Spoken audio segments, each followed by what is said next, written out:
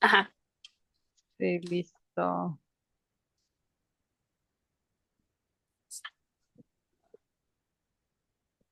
Dame un Mm, segundo. sí. No, listo. Right. Bonjour, comment ça va? Bonjour Emma, ça va bien et toi? Bien, ça va bien.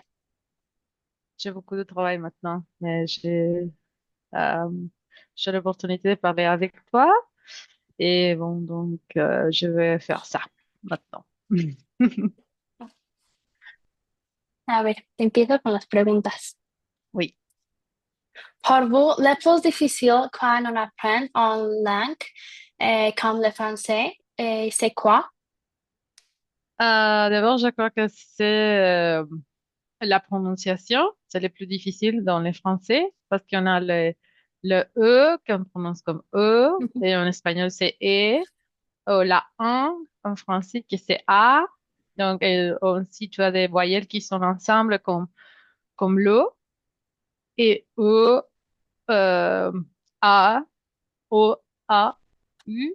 Donc ça, ça fait pour nous qui en parlons espagnol, c'est super difficile à l'apprendre. Même pour les Français, je suis une jeune fille au père. Ça fait des années que j'étais en France. Et donc, je vécu en France quand j'avais 27 ans. Donc, moi, j'ai appris et j'avais des enfants aussi que j'ai gardés. Et aussi, je faisais comme mon type de maîtresse pour eux. Et donc, je sais que c'est difficile parce qu'on le prononce très différent et ça s'écrit de notre manière. Donc, voilà. Mhm. Oui. Quelques conseils pour surmonter les difficultés d'apprentissage de la langue française? Je crois que on doit écouter les gens qui parlent français pour l'apprendre. Euh, et aussi, il y a des bandes dessinées. Donc, c'était plutôt pour les enfants, mais si on est dans les premiers niveaux ou au niveau très, très élémentaire, en français, on peut les écouter et les entendre facilement. Mais si on est au niveau plus élevé, on peut voir des séries comme à Netflix, oui, et on peut mettre les sous-titres et lire, écouter en même temps. Donc on peut parler, mais je vous conseille d'écouter la radio parce que là on imagine et les gens parlent, mais comme ça on apprend plus vite. On apprend plus vite les Français. Voilà. Mhm. En combien de temps Pion maîtrise la langue française selon vous?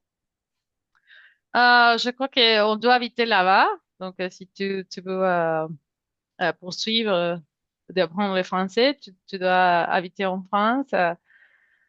Je crois qu'une année ou deux une année pour l'écouter et bien parler et 12 années pour le bien écrire. J'avais un ami à moi qui était aussi comme moi, Jean-Philippe Père là-bas.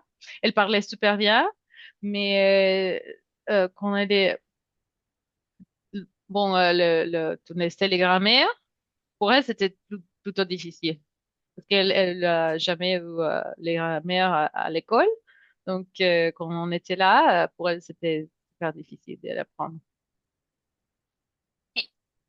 Quels sont en ce moment les bénéfices de parler le français?